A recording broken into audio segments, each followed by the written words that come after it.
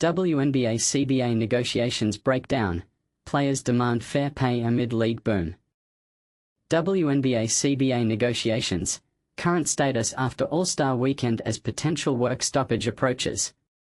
Indianapolis just before the 2025 WNBA All-Star Game, players took to the court wearing striking black warm-up shirts emblazoned with the phrase, "Pay US what you owe US," in bold white letters. The shirts also featured the logo of the Women's National Basketball Players Association, WNBPA. In the stands behind Team Caitlin Clark, WNBPA staff and enthusiastic fans displayed signs demanding to pay the players. Earlier that day, WNBA Commissioner Kathy Engelbert addressed the media, describing the in-person meeting held on Thursday with WNBPA representatives and over 40 players as productive, highlighting that it led to constructive conversations. "I am optimistic that we will finalize a new CBA that will be transformative for players, teams, owners, and the future of the league," Engelbert stated confidently. As the game concluded, various signs circulated throughout the arena, accompanied by chants when Commissioner Engelbert presented Minnesota Lynx forward and WNBPA Executive Vice President Nafisa Collier with the MVP award. Washington Mystics guard Brittany Sykes was notably seen on the national broadcast holding a sign during Collier's post-game interview. If the Players Association previously felt unheard by the league, the events of All-Star Weekend certainly amplified their message. While the WNBPA has consistently indicated that a lockout is a possibility, players have expressed that this is their least preferred option, to be considered only if all other avenues have been exhausted. The current CBA is set to expire on October 31st, following the players' decision to opt out last October. CBS Sports has been closely monitoring the developments in these contract negotiations for several months. Here's what we currently understand about the negotiations and what might unfold next. A league on the rise. The WNBA has experienced remarkable growth in recent years, with key metrics showing consistent year-over-year increases, suggesting that this upward trend may be sustainable. Every year, I adopt a mantra. This year, it was, sustain and gain. We need to maintain our momentum and build on it. That's exactly what we've accomplished. National viewership has surged by 23% year-over-year, and attendance has risen by 26%, marking the highest levels in decades. We are witnessing sold-out arenas becoming a common occurrence, Engelbert remarked during her address on Saturday. This growth has also involved showcasing regular season games in larger venues and expanding into the Canadian market, especially with the Toronto Tempo set to join the league next season. Fans are engaging with the WNBA at every opportunity, or rather, at every sales point. "I attended games in Boston on Tuesday and New York on Wednesday," Engelbert continued. "Both had playoff-like atmospheres. Merchandise sales have skyrocketed, increasing by 40%, fueled by the influx of rookie talents and seasoned veterans. The All-Star voting presented by Ally, one of our initial activations, doubled from last year, achieving over 100% growth with millions of fans voicing their opinions." In June, the WNBA announced the addition of 3 new expansion teams, Cleveland, Detroit, and Philadelphia, set to join the league by 2030. Each of these cities paid a record $250 million in expansion fees, which is double what the Portland and Toronto franchises reportedly paid to enter the league in 2026, and 5 times the expansion fee of the Golden State Valkyries.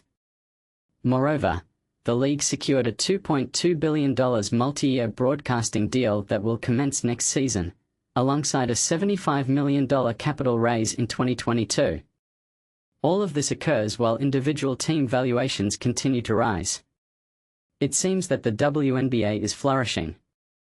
However, the context surrounding CBA negotiations, including the financial implications and the league's viability, remains open to interpretation.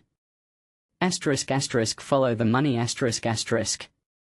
The WNBA is proud of its achievements in establishing itself as a viable business, a sentiment that Engelbert has consistently echoed throughout her tenure. This progress is undeniable. However, there remains a persistent tension regarding how these gains should translate into salary increases and revenue sharing during the ongoing negotiations. A significant part of this tension stems from what the WNBPA describes as a lack of transparency. The NBA owns over 60% of the WNBA, which gives it control over financial decisions. Consequently, the Women's Basketball League has limited autonomy in various business matters, including negotiations for broadcasting rights. The NBA and WNBA function similarly to a joint venture, where the financial details of the league are not transparent to the public. The NBA owns approximately half of the WNBA and plays a role in distributing funds between the two leagues, wrote Claudia Golden, a Harvard professor and WNBPA advisor, in a New York Times opinion piece. Last year, the NBA negotiated joint television contracts for both leagues, with Disney, NBC, and Amazon Prime Video agreeing to pay around $77 billion for broadcasting rights over 11 years. The disparity in player salaries seems to reflect the unequal manner in which NBA owners allocate revenue between the leagues. Golden estimates that, based on available viewership and attendance data, salaries in the women's league should be approximately 1/4 to 1/3 of those in the men's league. However, the actual average salary gap between the two leagues exceeds $9.8 million, or 1/80th of the men's salaries. How can this be? The most plausible explanation is that the WNBA is not receiving the full value of its contributions to the combined NBA and WNBA revenue. NBA owners claim they incur losses from the WNBA, yet the recent willingness of investors to pay substantial amounts for WNBA expansion teams suggests otherwise. In this joint venture, management is not adequately recognizing the WNBA's value in attracting attention and revenue, the Nobel Prize-winning economist stated. While Golden and others question the legitimacy of the reported year-over-year losses by the WNBA, Engelbert insists that part of a transformative growth model involves operating within a sustainable budget. In 2018, NBA Commissioner Adam Silver reported that the WNBA was losing $10 million annually for its parent company, and last year, two sources informed the Washington Post that the WNBA's losses could reach $50 million. We have been developing a new economic model, leading women's sports to establish this model through our new media rights agreements and corporate partnerships. We aim for a fair deal for everyone, but it must align with a sustainable economic framework, Engelbert stated during the 2025 draft. The league has long cited the sustainable economic model as a reason against charter flights, but Engelbert approved an expenditure of over $20 million for this purpose ahead of last season, justifying it by referencing the league's recent hypergrowth. I'm pleased we made that decision. We hope to continue this for many years to come. However, we must ensure we can fund the requests from players and that we all want the players to earn more money. That will happen, she added, directly addressing salary discussions in the current CBA negotiations. The charter programs were initiated outside of the CBA and have yet to receive official ratification. The hypergrowth that Engelbert referenced to justify charter flights is what players are now focusing on in their demands for increased salaries. While they are not seeking equal pay to their male counterparts, they are advocating for a fair revenue-sharing model and salaries that more accurately reflect the WNBA's financial growth. The league has shown it is poised for growth with the announcement of 3 new expansion teams next year and rising franchise valuations. All these factors have been publicly acknowledged, yet we feel that the initial proposal we received does not reflect that or our contributions. This is where our frustration lies, Williams expressed. **** on the brink of a lockout, ****. Despite the current tensions between the league and the Players Association, this does not necessarily mean that a resolution is unattainable. The players' strategy was always to opt out early, allowing ample time to explore options with the league.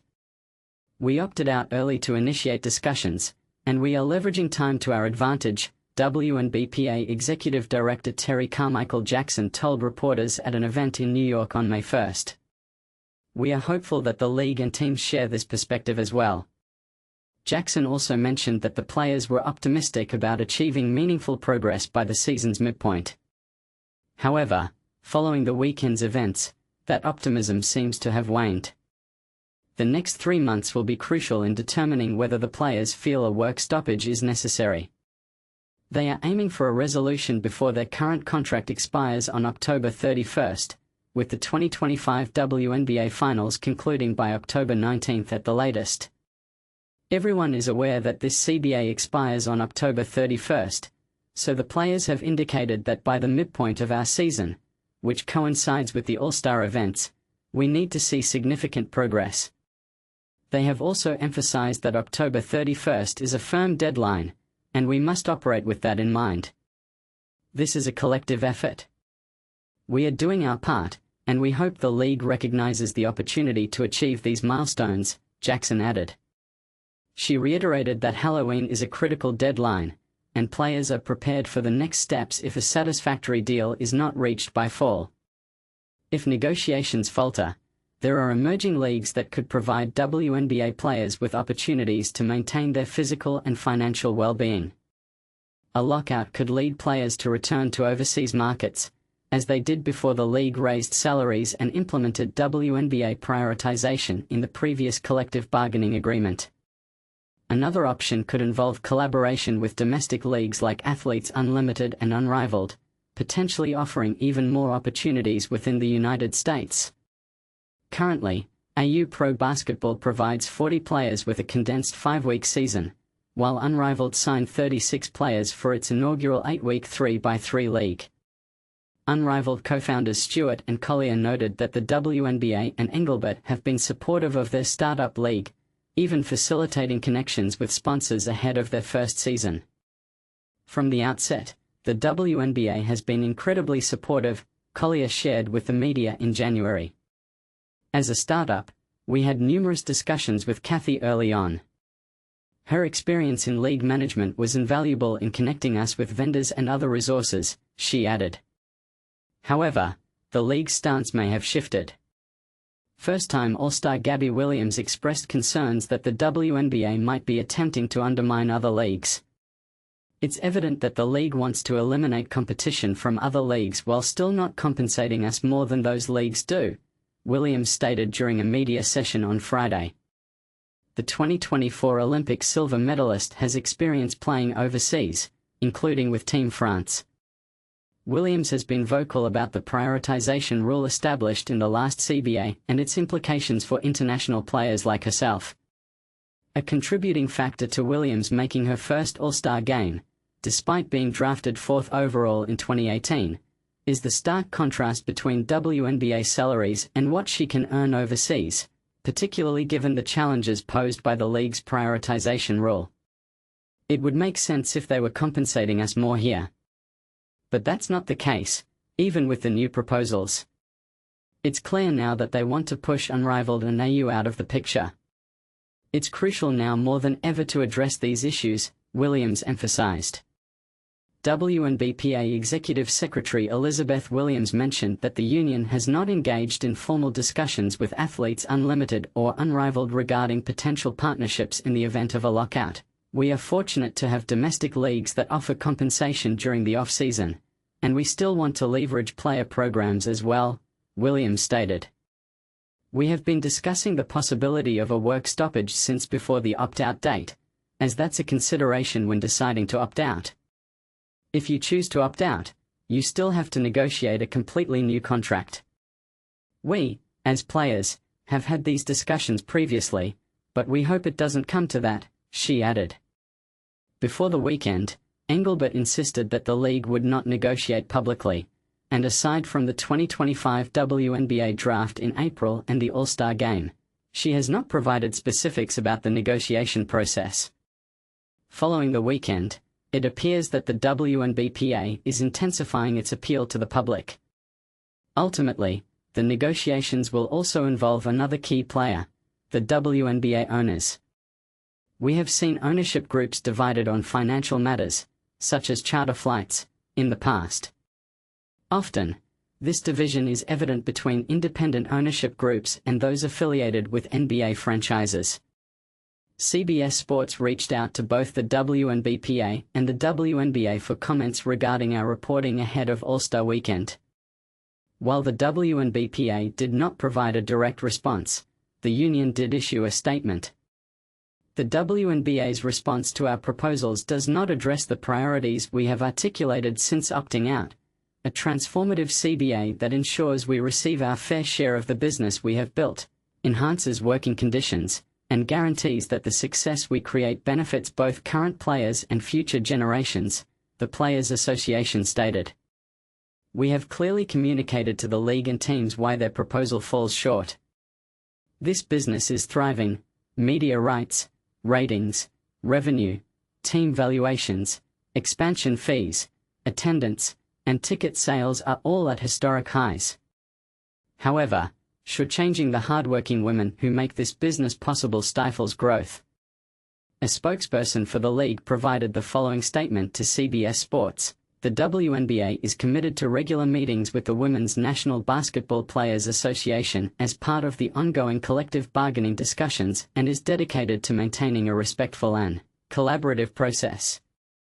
We remain focused on reaching a new agreement that will be transformative and reflect the progress the league has made alongside the shared goals of the players and our teams. As we reach the midpoint of the negotiations, it is clear that there is still much work to be done in the coming 3 months. Whether a new agreement is reached or the players opt for a work stoppage, it will mark a historic moment for a league approaching its 30th anniversary next season. Caitlin Clark versus Kelsey Plum. The rivalry heats up. Imagine a rivalry so intense, it's been simmering for over a year and shows no signs of cooling down.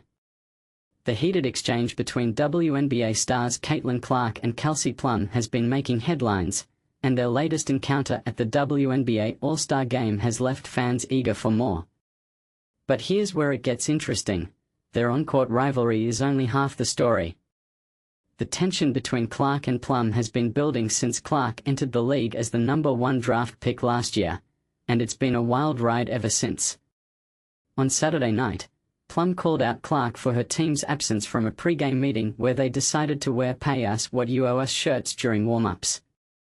Clark fired back with a 6-word comment on Instagram, leaving many to wonder what's really going on behind the scenes. And this is the part most people miss: the two players have been trading barbs for months, with no end in sight. But what really caught everyone's attention was a video from last year's All-Star Game that resurfaced on Sunday, showing a heated moment between the two when Plum aggressively guarded Clark 94 feet from the hoop. Clark managed to get away from Plum thanks to a nice pick by a teammate and then made a sweet pass for a cool assist, celebrating with a little extra flair. The video has sparked a lot of debate, with some saying Plum was out of line and others arguing that Clark was just being her usual competitive self. But one thing's for sure: their rivalry is about to get a whole lot more interesting. The Fever and Sparks are set to face off in Los Angeles on August 5th, and if Clark is back from her injury by then, it's going to be must-see TV. So, who's in the right here? Is Plum's aggressive defense justified, or is Clark's confidence and skill on the court enough to give her the upper hand? Let us know in the comments. As the assistant managing editor of audience engagement at Sports Illustrated, I've seen my fair share of rivalries, but this one takes the cake. With the WNBA season heating up, one thing's for sure: we'll be keeping a close eye on Clark and Plum as they battle it out on and off the court. But here's the question: what do you think is driving this intense rivalry? Is it the competitive nature of the sport, or is there something more personal at play? Share your thoughts, and let's get the conversation started.